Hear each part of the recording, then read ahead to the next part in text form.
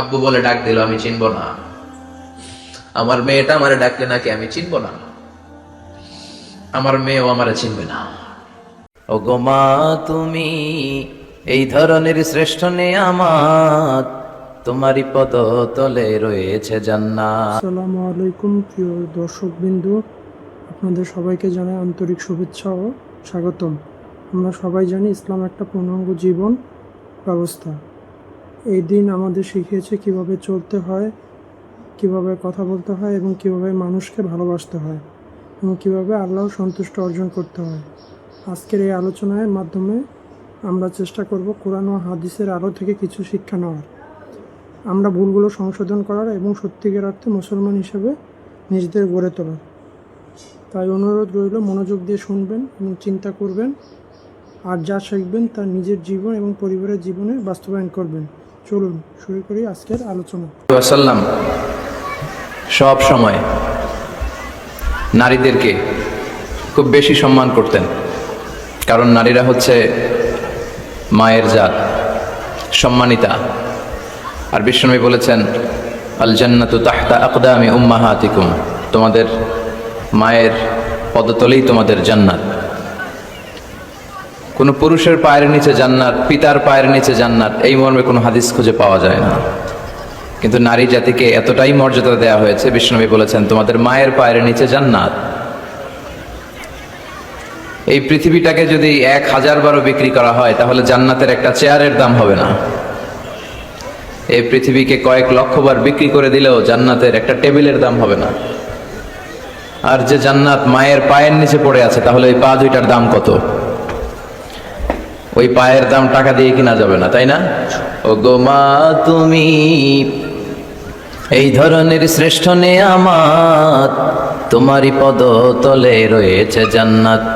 ও গো মা, তুমি এই ধরনের শ্রেষ্ঠ নেয়ামত, তোমারই পদ তলে রয়েছে জান্নাত। 3টা কারণে আল্লাহ তাআলা মায়ের মর্যাদা বাড়িয়ে দিয়েছেন পিতার চেয়ে। 3টা কারণে মায়ের মর্যাদা বেশি। নাম্বার 1 হচ্ছে হামালাতহু উম্মুহু, বাবা সন্তানকে পেটে ধরেনি, পেটে ধরেছে কে? মা। ওয়াহানান আলা ওয়াহান, ব্যথার পরে ব্যথা, যন্ত্রণা, জ্বালা, কষ্ট। পেটের এই কষ্টটা, সন্তান ধারণের প্রসবের কষ্টটা বাবা সহ্য করেনি, করেছে কে? মা। ওয়াফিসালুহু ফি আমাইন, 2 বছর বাবা দুধ খাওয়ায়নি, দুধ খাওয়ালো কে? মা। এজন্য মায়ের মর্যাদা বেশি। এজন্য সব সময় বিষ্ণু ঈসা ইসলাম নারী জাতিকে সম্মান দিতেন। বিশ্বনবী নিজের মাকে বেশি দিন পাননি। বিশ্বনবীর বয়স যখন 6, তখন ওনার আম্মাজান পৃথিবী থেকে ইন্তেকাল করেন। মায়ের কবরের সামনে দাঁড়িয়ে বিশ্বনবী শেষ বয়সে অনেক কেঁদেছেন। বিশ্বনবী একবার জিআররানা নামক জায়গায় কুরবানির গোশত বিতরণ করছিলেন, লম্বা লাইন।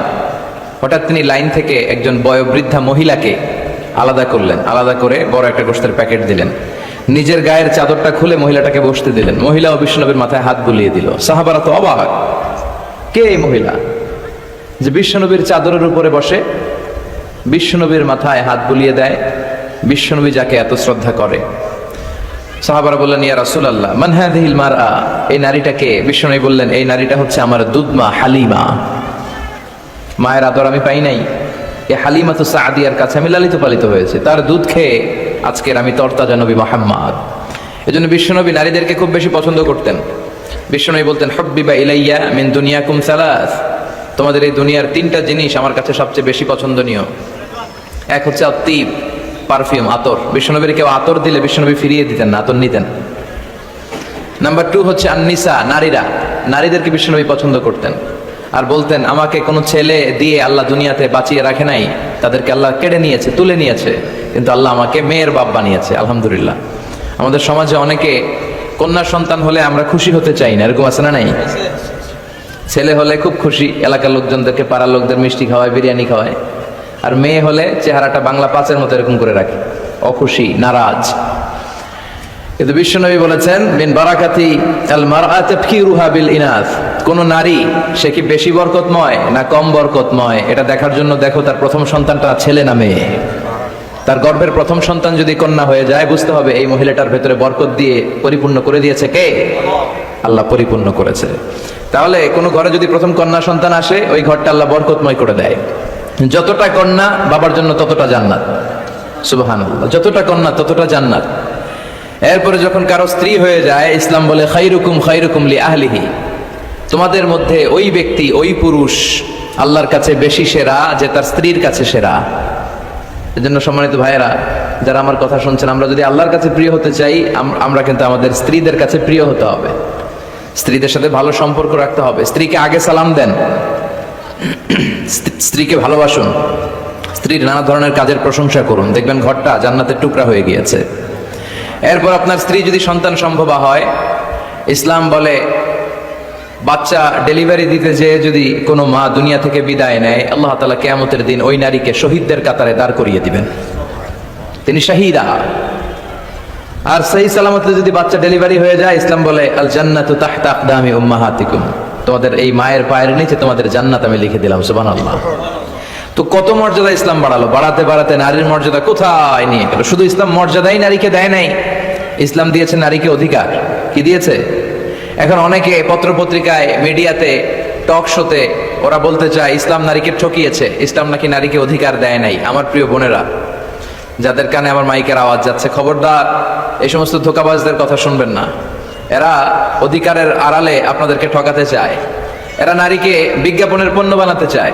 পত্রপত্রিকায় একটা পেজ থাকে বিনোদন, ওই পেজে আপনাদেরকে অসম্মান করা হয়, ঠিক কিনা? নারীর সম্মান তখন ফুটে ওঠে যখন নারীর গায়ে থাকে হেজাব, যখন নারীর দেহে শোভা পায় পর্দা। এই হেজাব আর পর্দা নারীর অধিকার, এই হেজাব আর পর্দা নারীর অহংকার, এই হেজাব আর পর্দা নারীর আভিজাত্যের প্রতীক, এই হেজাব আর পর্দা নারীর রুচির প্রতীক। একটা নারী কতটা ভদ্র, কতটা ডিসেন্ট ম্যানারের, কতটা রুচিশীল, কতটা মার্জিত, এটা তার পোশাকে শোভা পায়। তার পোশাক দেখলে বোঝা যায় এটা কোন ঘরের মেয়ে, এটা কোন বংশের মেয়ে, এটা কোন এলাকার মেয়ে, তার বাবা কেমন, তার দাদা কেমন, তার ফ্যামিলি স্ট্যাটাস কেমন, তার পোশাক এটা বলে দেয়। এজন্য হেজাব আপনার অহংকার, আপনার অধিকার, আপনি বুঝে নেন। নারী অধিকারের কথা যারা বলে এরা আপনাদের ঠকায়, এরা আপনাদেরকে বানায় বিনোদনের পণ্য, বিজ্ঞাপনের পণ্য, বিলবোর্ডের পণ্য। রূপালী পর্দায় নেকের উলঙ্গ অবস্থায় আপনাদেরকে প্রদর্শিত করতে চায়, গল্প কবিতার উপন্যাসে আপনাদের সম্ভ্রমহানি করতে চায়। যারা এই নারী অধিকারের, নারী স্বাধীনতার কথা বলে, এদের ঘরের নারীরাই বেশি নির্যাতিতা। খুঁজে দেখবেন পত্রপত্রিকায় আমরা প্রায়ই দেখি, এদের হাতেই এদের ঘরের কাজের মেয়েগুলো নির্যাতিতা হয়। এজন্য নারীদেরকে সম্মান দিয়েছে ইসলাম, শুধু সম্মান, স্ট্যাটাস আর মর্যাদাই দেয় নাই। খেয়াল করে শুনবেন বোনেরা, ইসলাম আপনাদেরকে দিয়েছে অধিকার, আপনাদের অধিকারগুলো বুঝে নেবেন। কি অধিকার দিয়েছে আপনাদেরকে? ইসলাম আপনাদেরকে দিয়েছে ইবাদতের অধিকার। আপনি ইবাদত করবেন, আপনার বাবা, আপনার স্বামী আপনাকে বাধা দিতে পারবে না। বিশ্বনবী বলেছেন লা তামনাউ ইমা আল্লাহি মাসাজিদ আল্লাহ, খবরদার আল্লাহর দাসীদেরকে আল্লাহর ঘরে যেতে বাধা দিও না। মহিলাদেরকে মসজিদে যেতে বাধা দেয়া যাবে না, কিন্তু আমাদের দেশে বাধা দেয় কি দেয় না? জুরিতে কি অবস্থা? হ্যাঁ, যেতে দেয় না, ঠিক না বলে, তাই না? কিন্তু শপিং মলে যাইতে দেয়, পয়লা বৈশাখ পালন করতে দেয়, 31st নাইটে নাচানাচি করতে দেয়, 21শে ফেব্রুয়ারিতে ফুল নিয়ে যেতে দেয়। আর ভালোবাসা দিবসের তো কোনো কথাই নাই। 14 ফেব্রুয়ারি ওই দিন নিয়ে মুখ খোলে না, 31st নাইট নিয়ে মুখ খোলে না। শপিং মলে গেলে নারীদের কারণে চলাই যায় না, এমন ভাবে চলে, ওইটা নিয়ে কথা বলে না। কিন্তু হেজাব পরে পুরুষ ঢুকবে এক রাস্তা দিয়ে, মহিলা ঢুকবে আরেক রাস্তা দিয়ে, ওইটার ব্যাপারে নাকি ফিতনা শুরু হয়ে যায়। এগুলো মূর্খ, এগুলো বুঝে না। ফিতনা হবে কেন? আপনি সিকিউরিটি দিবেন। বিষ্ণু বলেছেন, দেখেন কি অধিকার দিল, লা তামনাউ ইমা আল্লাহি মাসাজিদ আল্লাহ, আল্লাহর বান্দীদেরকে আল্লাহর ঘরে যেতে বাধা দিও না। বাবাও বাধা দিবেন না, স্বামীরাও বাধা দিবেন না। আস্তে আস্তে আস্তে আস্তে করে সমাজে এই পরিবেশ গড়ে তোলেন। এমন মসজিদ হবে, মসজিদের এক পাশ দিয়ে ঢুকবে পুরুষেরা, অন্য পাশ দিয়ে ঢুকবে নারীরা, যাতে কোনো ফিতনা তৈরি না হয়। আর মসজিদে ঢুকলে ফিতনা হবে কে বলেছে? মসজিদে তো নারীরা আসে ইবাদতের জন্য, এজন্য তাদেরকে যেন আমরা বঞ্চিত না করি। ইসলামের দেয়া নারীর প্রথম অধিকার হচ্ছে ইবাদতের অধিকার। কিস অধিকার? ইবাদতের অধিকার। নারীদেরকে বাধা দেয়া যাবে না। ইসলাম নারীকে 2 নম্বর যে অধিকারটা দিয়েছে সেটা হচ্ছে উত্তরাধিকার সম্পদে সম্পদ পাওয়ার অধিকার। বাবার কাছ থেকে সম্পদ শুধু ছেলেরাই পায় না, মেয়েরাও পাবে। এটা কার আইন? ইউসিকুমুল্লাহু ফি আওলাদিকুম লিযযাকারি মিসলু হাযযিল উনসায়াইন। আল্লাহ বললেন, আমার দেয়া বিধান হচ্ছে বাবার সম্পত্তিতে শুধু ছেলেদেরই অধিকার নয়, মেয়েদের অধিকার আছে, ছেলে যদ্দূর পাবে মেয়ে পাবে তার অর্ধেক। আমার বোনেরা, আপনাদের অধিকার বাবার কাছ থেকে আপনারা বুঝে নেবেন। ছেলেকে যদি বাবা 2 লক্ষ টাকা দেয়, মেয়েকে দিতে হবে কয় লাখ? কথা বলো, 1 লাখ। ছেলেকে যদি বাবা 4টা প্রাইভেট কার কিনে দেয়, মেয়েকে দিতে হবে কয়টা? কার আইন? আল্লাহর আইন। এই আইনে উল্টাপাল্টা করা যাবে? ইউসিকুমুল্লাহু ফি আওলাদিকুম লিযাকারি মিসলু হাযযিল উনসায়াইন, এটা আল্লাহর দেয়া আইন। এই আইনে উল্টাপাল্টা করা যাবে না। নারীদের অধিকার আছে সম্পদে। অনেক বাবা মা ছেলের হাতে সব তুলে দেয়, মেয়েকে কিছুই দেয় না, বলে মা তোর জন্য দোয়া করে দিলাম। কি করে দিলাম? দোয়া। তো দোয়া শুধু মেয়েদের জন্য কেন? ছেলেকেও তো দোয়া করবেন। ওয়ালাইকুম আসসালাম, বসেন। ছেলেকেও দোয়া করবেন, মেয়েকেও দোয়া করবেন। যে যেটা পাওয়ার উপযুক্ত প্রাপ্য, তার প্রাপ্যটা তাকে বুঝিয়ে এরপরে হাত তুলে দোয়া করবেন। তাহলে ইসলাম নারীকে ঠকায় নাই। অনেক মা আছে ছেলের পাতে ভালো ভালো খাবার দেয়, মেয়েকে ঠকায়, আছে না নাই? জুরিতে বোধহয় এগুলো চলে না। ছেলের পাতে দেয় মুরগির রান, মেয়ের পাতে দেয় মুরগির ঠ্যাং। কিতা খাও তোমরা? ঠ্যাং খাওনি? হ্যাঁ, ট্যাং। তো ছেলের পাতে মুরগির রান, মেয়ের পাতে মুরগির ঠ্যাং। আহা, তো মেয়ের কি মুরগির রান খেতে মনে চায় না? চায়। যেই মা, যেই বাবা ছেলের পাতে মুরগির রান দেয়, মেয়ের পাতে মুরগির ঠ্যাং দেয়, ওই দেখবেন অনেক সময় ওই মা বাবার শেষ জীবনটা ছেলের বাড়িতে কাটে না, কাটে মেয়েদের বাড়িতে। প্রকৃতির একটা রিটার্ন আছে, আল্লাহর একটা খেলা আছে, ওই খেলাটা আল্লাহ খেলে দিবে শেষকালে। আল্লাহু আকবার। তাহলে ইসলাম নারীকে দিয়েছে ইবাদতে অধিকার, ইসলাম নারীকে দিয়েছে সম্পদে অধিকার। ইসলাম নারীকে 3 নম্বর যে অধিকারটা দিয়েছে, আল হুকুক ফিল মাহার, মোহর পাওয়ার অধিকার। প্রতিটা নারী বিয়ের সাথে সাথে তার হাজবেন্ডের কাছে মোহর আনার অধিকার আছে। সুবহানাল্লাহ। ওয়া আতুন নিসা সাদাকাতিহিন্না নিহলা, তোমরা সন্তুষ্ট চিত্তে তোমাদের স্ত্রীর হাতে মোহরানা তুলে দাও। কার আইন? আল্লাহর আইন। এখন এই মোহরানাও নাই। মোহরানার উল্টা পিঠে আমরা ঢুকাইছি যৌতুক। কি ঢুকাইছি? আল্লাহ দিল মোহরানা, আমরা নেই যৌতুক। কত বড় ডাকাত! এগুলো ডাকাত। সিলেটে কম নেই? আচ্ছা, আলহামদুলিল্লাহ। তো এই মাহার আমরা দিয়ে দিব স্ত্রীর হাতে, এটা তার অধিকার। অনেক স্বামী স্ত্রীদেরকে বঞ্চিত করে, ঠকায় আর মাফ চায়। কি করে? কত বড় ডাকাত! বাসর রাত হচ্ছে ভালোবাসার রাত, বেটা ভালোবাসা হবে খালি। ওই রাতে পা ধরে মাফ চাকে, মাফ করি দেওয়ারে। আহা, বুঝলো না ইসলামটারে, চিনলো না, শিখলো না। এজন্য মোহরানা দিতে হবে স্ত্রীকে। আল্লাহ বললেন নেহলা, সন্তুষ্ট চিত্তে দিবি, মনের মধ্যে যেন খুঁতখুঁতি না থাকে। ফ্যামিলিটারে বরকতময় করে দিবে কে? আল্লাহ ফ্যামিলিটারে বরকতময় করে দিবে। তাহলে মোহরানার অধিকার দেখেন কত অধিকার দিল। 4 নম্বর ইসলাম নারীকে দিয়েছে হুকুক ফিত তালিম, শিক্ষার্জনের অধিকার, জ্ঞানার্জনের অধিকার। জ্ঞান অর্জন শুধু আমরা করব না, আপনার ছেলেকে স্কুলে পাঠান, শুধু এতটুকু না, আপনার ছেলেকে এবং আপনার মেয়েকে উভয়কে স্কুলে পাঠান। আপনার ছেলেকেও মাদ্রাসায় পাঠান, মেয়েকেও মাদ্রাসায় পাঠান। জ্ঞান অর্জন তার অধিকার। বিষ্ণু বলেছেন তলাবুল ইলমি ফারিদাতুন আলা কুল্লি মুসলিম ওয়া মুসলিমা, প্রত্যেক মুসলিম নারী পুরুষ উভয়ের জন্য জ্ঞান অর্জনকে ফরজ করে দিয়েছে কে? এটা ফরজ। পুরুষরাও যেমনি শিক্ষিত হবে, নারীরাও শিক্ষিত হবে। নারীর শিক্ষিত হতে কোনো বাধা নাই, যে কোনো পেশা গ্রহণে নারীর বাধা নাই। শর্ত হচ্ছে নারীকে হেজাব মেনটেন করতে হবে, পর্দা মেনটেন করতে হবে, তার সেফটি অ্যান্ড সিকিউরিটি এটা নিশ্চিত করতে হবে। তার ওয়ার্কিং প্লেসে যদি সেফটি সিকিউরিটি থাকে, হেজাবের সাথে সে ব্যবসায়ী হতে পারে, সে চাকরিজীবী হতে পারে, সে ডাক্তার হতে পারে, সে ইঞ্জিনিয়ার হতে পারে, সে সব হতে পারে। এই অধিকার নারীকে দিয়েছে কে? আল হুকুক ফিত তালিম, শিক্ষার্জনের অধিকার, জ্ঞানার্জনের অধিকার ইসলাম নারীকে দান করেছে। 5 নম্বরে ইসলাম নারীকে দিয়েছে হুসনুল মুআশারা, ভালো আচরণ পাওয়ার অধিকার। ওয়া আশিরুহুন্না বিল মারুফ, আল্লাহর আদেশ, খবরদার স্ত্রীদের সাথে খারাপ আচরণ করো না, ভালো আচরণ করো। অনেক স্বামী আছে স্ত্রীর সাথে খারাপ আচরণ করে, কখনো হাসি দেয় না, মুখটা গোমরা করে রাখে, আছে না নাই? সব সময় ঝিরকি দিয়ে কথা বলে, রাগ দেখায়, বাবুগিরি দেখায়, সাহেবগিরি দেখায়, এরকম ডাকাইত আছে না নাই? বিশ্বনবীর মুখে সবসময় এক চিলতে হাসির ছোঁয়া লেগেই থাকতো। মা আয়েশা বলে, এত বছর বিশ্বনবী সংসার করলাম, একদিনও বিশ্বনবীকে আগে সালাম দিতে পারি নাই। সবসময় বিশ্বনবী আগে সালাম দিতেন। আপনারা ঘরে হাজব্যান্ড যারা আছেন, 2-4 জনের দিকে যারা আছেন, ঘরে ঢুকেই স্ত্রীকে আগে সালাম দিয়ে দিবেন। আর স্ত্রীও সবসময় ওত পেতে বসে থাকবেন যে দেখি আমি আগে দিতে পারি কিনা। এইভাবে আপনাদের মধ্যে যদি সালামের কম্পিটিশন হয়, ছেলে মেয়েগুলোরে আল্লাহ আল্লাহ বানাই দিবে কে? আমরা চাই আমাদের ফ্যামিলিগুলো জান্নাতি ফ্যামিলি হোক, আমাদের ছেলে মেয়েগুলো আল্লাহ আল্লাহ হোক। এজন্য আমরা যেন স্ত্রীর প্রশংসা করি, তার রান্নার প্রশংসা করবেন, সৌন্দর্যের প্রশংসা করবেন, তার যত ভালো দিক, তার মেধা, তার জ্ঞান, সবকিছুর প্রশংসা করবেন।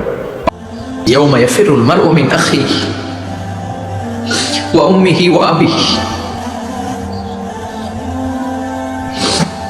ওয়া সাহিবাতিহি ওয়া বানিহি লিকুল্লি ইমরিইম মিনহুম ইয়াউমাইযিন শাআনুন ইউগনিহি। বিশ্বনবী বললেন, আয়েশা, সেদিনটা আজকের দিনের মতো নয়, ভয়ঙ্কর একটা দিন হবে। বাবা ছেলেরে চিনবে না, ছেলে বাবার চিনবে না, মা তার মেয়েরে চিনবে না, মেয়ে তার মারে চিনবে না। মা আর মেয়ের ভালোবাসার চেয়ে বড় ভালোবাসা হতে পারে? বাবা ছেলের ভালোবাসার চেয়ে বড় ভালোবাসা? স্বামী স্ত্রীর ভালোবাসার চাইতে বড় ভালোবাসা দুনিয়ায় আছে? স্বামী স্ত্রীরে চিনবে না, স্ত্রী স্বামীকে চিনবে না। কঠিন দিন, মানুষগুলো হেফাতান হয়ে দাঁড়াবে, নগ্ন পদ, পায়ে জুতা নাই। কিয়ামতের দিন যে আমরা দাঁড়াবো, জুতা থাকবে পায়ে? বাটা জুতা, অ্যাপেক্সের জুতা, গলফ পোলো ক্লাব আমেরিকান থাকবে, হ্যাশ পাপিস থাকবে, কিচ্ছু থাকবে না, কিছুই থাকবে না। দাঁড়াও, জুতা ছাড়া দাঁড়াও।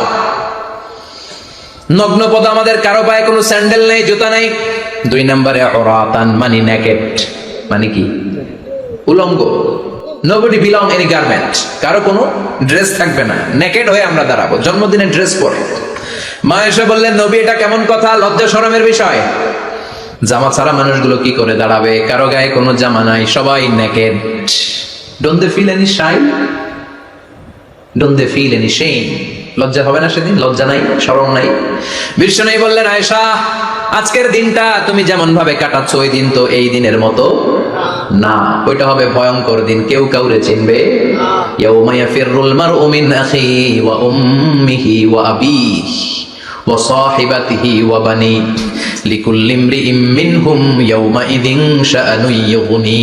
আমি কয়েকদিন আগে এই আয়াতটা পড়ে আবাসা ওয়া তাওয়াল্লা সূরাটার অবাক হচ্ছিলাম। ইয়াউমা ইয়াফিরুল মারউ মিন আখিহি, মানুষ তার ভাই দেখে পালাবে। আমি নিজের সাথে মিলালাম, আমার ছোট ভাইকে দেখে আমি পালাবো? আমাকে দেখে সে পালাবে? ওয়া উম্মিহি ওয়া আবিহি, যেই মায়ের পেটে 10 মাস আমি ছিলাম, যে মা আমি না ঘরে না গেলে ঘুমায় না, আমি না খেলে মা খেতে চায় না, আমার জন্য আমার মায়ের প্রাণ, আমার মায়ের জন্য আমার প্রাণ, কত ভালোবাসাবাসী। ওই মা আমাকে দেখে চিনবে না, আমি নাকি আমার মাকে দেখে চিনবো না। আমি আমার বাবারে দেখে পালাবো। ছোটবেলা থেকে কোলে পিঠে করে আমার বাবা আমারে মানুষ করলো, বাবাকে কত ভালোবাসি, বাবার সাথে কত ভালোবাসার গল্প, এই বাবারে দেখে আমি দৌড় দিব, বাবা আমারে দেখে দৌড়াবে। ওয়া সাহিবাতিহি ওয়া বানি, সাহিবা মানে প্রিয়তমা স্ত্রী, যার সাথে এত ভালোবাসা, এত খুনসুটি, তারে দেখে আমি পালাবো। ওয়া বানি, আমার সন্তান, যেই সন্তানের জন্য আমি আমার জীবনও দিতে রাজি, ঠিক কি না? সন্তানকে দেখে আমি দৌড়। আব্বু বলে ডাক দিল, আমি চিনবো না। আমার মেয়েটা আমারে ডাকলে নাকি আমি চিনবো না, আমার মেয়েও আমারে চিনবে না। ইয়াউমা ইয়াফিরুল মারউ মিন আখিহি ওয়া উম্মিহি ওয়া আবিহি ওয়া সাহিবাতিহি ওয়া বানিহি লিকুল্লি ইমরিইম মিনহুম ইয়াউমাইযিন শাআনুন ইউগনিহি। বিশ্বনবী বললেন, আয়েশা, সেদিনটা আজকের দিনের মতো নয়, ভয়ঙ্কর একটা দিন হবে। বাবা ছেলেরে চিনবে না, ছেলে বাবার চিনবে না, মা তার মেয়েরে চিনবে না, মেয়ে তার মারে চিনবে না। মা আর মেয়ের ভালোবাসার চেয়ে বড় ভালোবাসা হতে পারে? বাবা ছেলের ভালোবাসার চেয়ে বড় ভালোবাসা? স্বামী স্ত্রীর ভালোবাসার চাইতে বড় ভালোবাসা দুনিয়ায় আছে? স্বামী স্ত্রীরে চিনবে না, স্ত্রী স্বামীকে চিনবে না, বন্ধু বন্ধুরে চিনবে না, ইমাম সাহেব মুসল্লিরে চিনবে না, মুসল্লি ইমাম সাহেবকে চিনবে না, নেতা কর্মীরে চিনবে না, কর্মী নেতাকে চিনবে না, পীর সাহেব মুরিদরে চিনবে না, মুরিদ পীর সাহেবরে চিনবে না। লিকুল্লি ইমরিইম মিনহুম ইয়াউমাইযিন শাআনুন ইউগনি। ও আয়েশা, তুমি পোশাক নিয়ে ব্যস্ত, সেদিন বাবাই তো ছেলেরে চিনবে না, মা মেয়েরে চিনবে না, কেউ কাউরে চিনবে না, সবাই পাগল পাড়া হয়ে থাকবে। নিজের চোখের পানি, নাকের পানি, নিজের ঘামের পানিতে নিজেই কিয়ামতের দিন সাতরা বেড়ে আয়েশা, আল্লাহু আকবার। সবাই ক্লান্ত শ্রান্ত, পেরেশান, ঘর্মাক্ত, ক্ষুধায়, সবাই অস্থির ক্ষুধার্ত। সূর্যটা মাথার একেবারে কাছে চলে আসবে, সূর্যের তেজদীপ্ত তাপে মাথার মগজগুলো ভাতের মাড়ের মতো গলে গলে নাকের ছিদ্র, কানের ছিদ্র দিয়ে বেয়ে বেয়ে পড়বে। কেন ইমাজিন, চিন্তা করতে পারে? জিহ্বাটা কুকুরের মতো ঝুলতে থাকবে, নাভির সামনে এসে নাভিস্থল পর্যন্ত জিহ্বাটা ঝুলতে থাকবে। সবার মুখে চিৎকার, ইয়া নাফসি আল্লাহ বাঁচাও। কানা মিকদারুহু 50 আলফা সানা, 50,000 বছর হবে কিয়ামতের সেই দিনটা। পাগল হয়ে যাবে, পাগল। আমি মুখোমুখি হতে যাচ্ছি সেদিনের।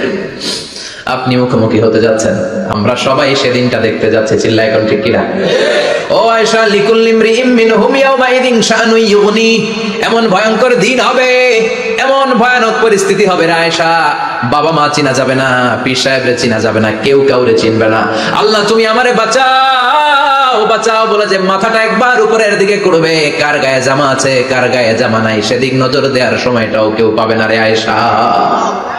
ওই নজরই থাকবে না, সবাই দাঁড়িয়ে যাবে। আল্লাহ বললেন কাআন সাফসাফা, লেভেল প্লেন ফিল্ড আমি করে দেব। লা তারা ফিহা আওয়াজান ওয়ালা আমতা, উঁচু নিচু নাই, একেবারে সমান। কিয়ামতের ময়দানটা কেমন হবে? চিৎকার করে বলেন কেমন হবে? সমান হবে, সবাই দাঁড়াবে। পাগল পড়া হয় আর দাঁড়াতে পারে না। কতক্ষণ দাঁড়াবো আমরা? 50,000 বছর আমাদের দাঁড়িয়ে থাকতে হবে। মানুষ পাগল হয়ে সাইয়েদনা আদমের কাছে যেয়ে বলবে, ও সব নবীদের পিতা, আদি পিতা, আর তো দাঁড়িয়ে থাকতে পারি না, আল্লাহরে বলেন বিচার কার্য শুরু করতে। এসপার ওসপার একটা হয়ে যা, হয় জান্নাতি নয় জাহান্নামী, আগে বিচার শুরু করতে বলে। সাইয়েদনা আদম বলবে আমি পারবো না, কারণ নবীও উম্মত চিনবে না, উম্মত নবী চিনবে। সবার এক জিকির, ইয়া নফসি, সবার জিকির কি? আরো জোরে বলেন কি জিকির? সেদিন কিন্তু নবীরা উম্মতকে চিনবে না, উম্মত নবী চিনবে না, তাইলে পীর আর মুরিদের তো কোনো সম্পর্কই থাকবে না। চিল্লা এখন ঠিক কিনা?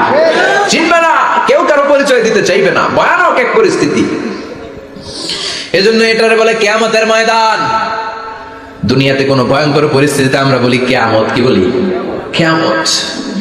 সাইয়েদনা আদম বলবে আমি পারবো না, আমার কাছে এসে লাভ নাই, তোমরা নূহ আলাইহিস সালামের কাছে যাও। সাইয়েদনা নূহ বলবে পারবো না, ইব্রাহিম আলাইহিস সালাম বলবেন পারবো না, মুসা আলাইহিস সালাম বলবেন পারবো না, সাইয়েদনা ঈসা আলাইহিস সালামও বলবেন পারবো না। তবে ঈসা আলাইহিস সালাম বলবেন শোনো, এত জায়গায় দৌড়ে যে কোনো লাভ নাই, জায়গা মতন যাও, কাজ হতে পারে। সবাই বলবে কোন জায়গা বলে দেন।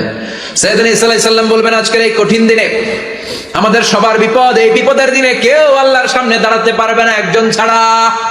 ওনার নাম হলো মুহাম্মাদুর রাসূলুল্লাহ সাল্লাল্লাহু। বিশ্বনবী মাকামে মাহমুদে তখন সিজদায় পড়ে থাকবেন। আমরা খুঁজতে থাকবো বিশ্বনবীকে এই কঠিন দিনে, বিপদের দিনে নবীকে আমরা মাকামে মাহমুদে পেয়ে যাব। বিশ্বনবী সিজদায় পড়ে থাকবেন আর কাঁদতে থাকবেন। 50,000 বছর ওনার সিজদাটা লম্বা হবে।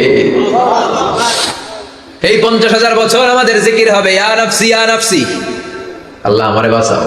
আর এই 50,000 বছর বিশ্বনবী জিকির করবেন ইয়া উম্মতি ইয়া উম্মতি, আল্লাহ আমার উম্মতকে বাঁচাও, আমার অনুসারীদেরকে বাঁচাও, আমার পেয়ার উম্মতদেরকে তুমি মাফ করে দাও। বিশ্বনবীর কান্না আল্লাহ আর সহ্য করবেন না। সবাই যে বলবে ও নবী, সব নবীদের কাছে ব্যর্থ মন নিয়ে ফিরে এলাম, আপনি কিছু করেন। আল্লাহ বলবেন নবী আর কাঁদবেন না, আপনার কান্না আমার সহ্য হয় না, আপনি মাথা তোলেন, একটু তুলেন মাথা। এরপর রাসাক নবী মাথা তুলেন। সাল তুতা, আমার কাছে কি চাইবেন বলেন আমি দেই। ওয়াশফা তুশাফা, শাফাত করেন ও নবী, যার জন্য সুপারিশ করবেন তবে তাদের জন্য সুপারিশ করা হবে যারা দুনিয়ার বুকে কোনো বেদাত তৈরি করে নাই। বিশ্বনবী যা যা শিখিয়েছিলেন ইসলামটারে ওইভাবে মেনেছে, নতুন কিছু ঢুকায় নাই। এদের জন্য বিশ্বনবী দাঁড়িয়ে সুপারিশ করা শুরু করে দিবে। কবুল করবে কে? ওয়াশফা তুশাফা, নবী সুপারিশ করেন, আমি কবুল করে নেব। বিশ্বনবী দাঁড়িয়ে বলবেন মাবুদ লিকুল্লি নবীন দাওয়া মুস্তাজাবা, এই দুনিয়াতে সব নবীকে আপনি স্পেশাল একটা দোয়া করার অনুমতি দিয়েছেন, দোয়াটা করলেই কবুল করে নিয়েছেন। আর ওই স্পেশাল দোয়াটা দুনিয়ার সব নবীরা দুনিয়ার বুকেই করেছে, একমাত্র আমি করি নাই। সুবহানাল্লাহ বলেন। ওয়া ইন্নী আখতাবিউ দাওয়াতি শাফাআতান লিউম্মতি ইয়াউমাল কিয়ামা, আমি আমার দোয়াটা কিয়ামতের এই কঠিন দিন আমার গুনাহগার উম্মতের জন্য রেখে দিয়েছি। বিশ্বনবী তখন সুপারিশ করতে শুরু করবেন, চিৎকার করে পড়েন আল্লাহু আকবার।